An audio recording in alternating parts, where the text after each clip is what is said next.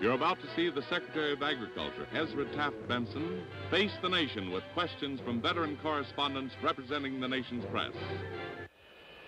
In 1952, President Dwight D. Eisenhower asked Elder Benson to serve as United States Secretary of Agriculture. His acceptance at the urging of President David O. McKay thrust Elder Benson into intensive government service at its highest levels.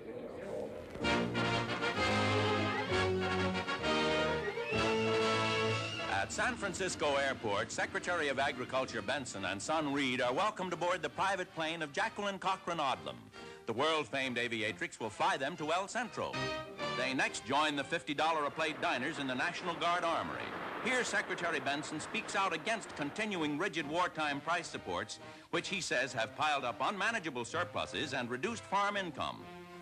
And as your Secretary of Agriculture, I pledge to you and to farmers everywhere that I will never knowingly support any program or policy which I believe is not in the best interests of our farmers and fair to all of our people, regardless of political pressure.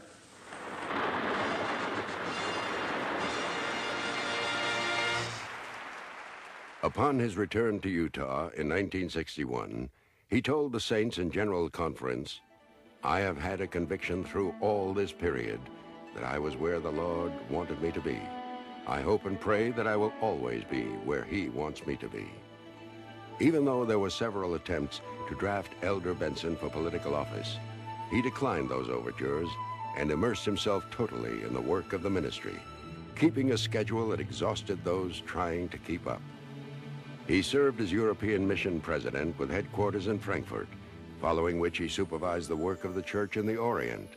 He dedicated Italy, Indonesia, and Finland for the preaching of the gospel and organized numerous stakes throughout the world. Wherever he traveled, he was welcomed by high-ranking government officials who admired and respected him for his work in the Eisenhower cabinet.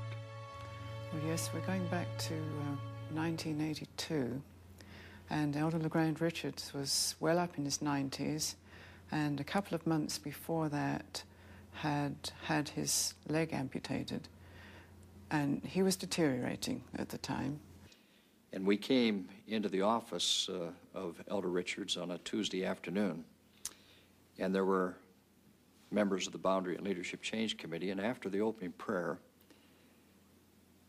Elder Richards startled everybody by announcing his resignation as the chairman of that committee. And of course, the other members of the committee protested, and they tried to dissuade him from that. And then he said, when the old man gets to the point that he can't any longer carry his responsibility, he ought to turn it over to one of you younger men.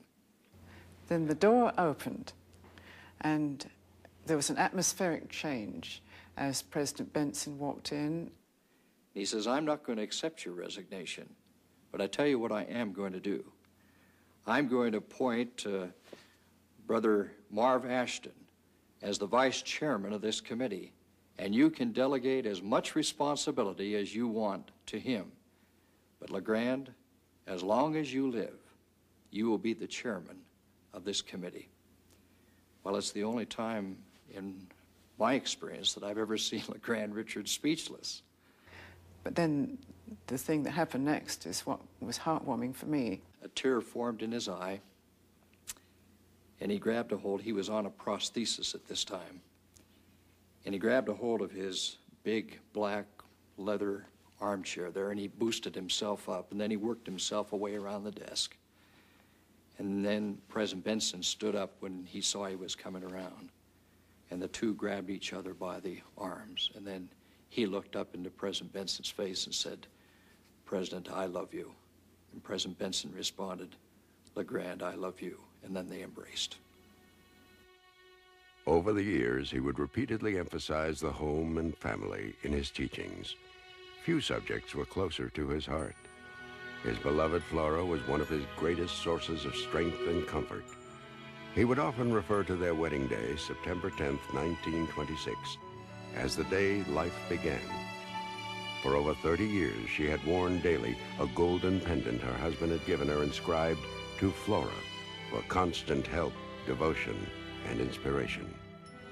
As 1985 drew to a close, he would discover just how much that inspiration from loved ones and from on high was needed.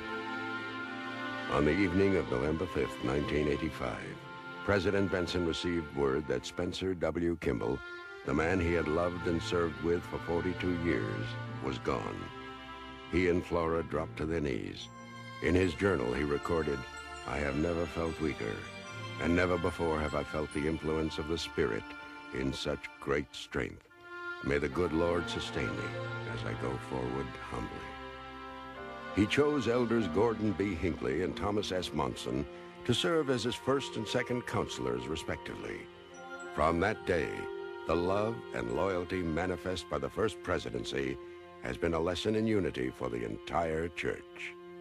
President Benson seemed to have been cradled by the Lord and prepared for the role he now serves as President of the Church of Jesus Christ of Latter-day Saints. Men of letters and men and women of distinction come to visit him here at the church office building, but he is never happier than when children come to meet with him. They like the glow in his eyes, and they like his warm smile. And when he embraces these little ones, one thinks of the passage from the Lord, "Suffer the little children to come unto me, and forbid them not, for of such is the kingdom of heaven." When one looks at Ezra Taft Benson, one can say, here is a man for all seasons. I say to the world, he is a prophet of God. The Lord never makes a mistake. It is he who has chosen, nurtured, cultivated, and directed this his chosen servant. He stands now at the summit of his life, a man whose entire career from boyhood to old age has been consistent in his attention to duty.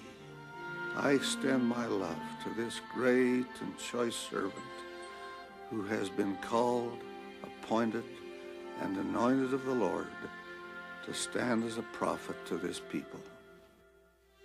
I have a vision of homes alerted, of classes alive, and of pulpits aflame with the spirit of Book of Mormon messages.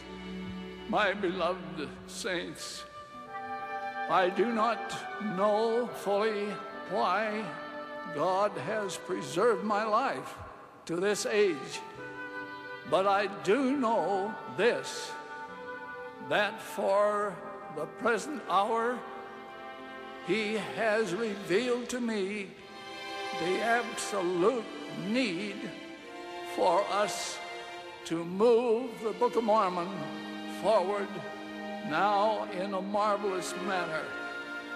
God willing, I intend to spend all my remaining days in that glorious effort.